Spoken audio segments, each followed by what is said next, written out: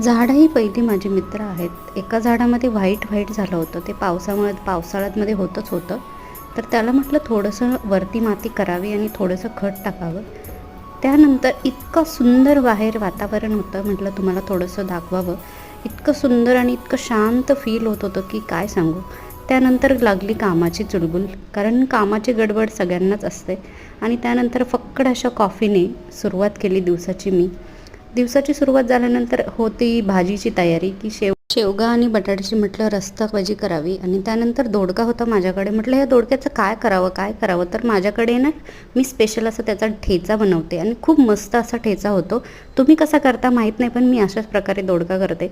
भाजी शिजली होती आणि दोडकाही झाला होता. त्यानंतर गेले आवरायला पसारा गार्गीचा, कारण इतका पसारा घालून ठेवला होता, कारण स्वयंपाक करता करता मी काही लक्ष देत नाही. आणि आजच्या ब्लॉगमध्ये एवढंच. सगळ्यांना बाय बाय.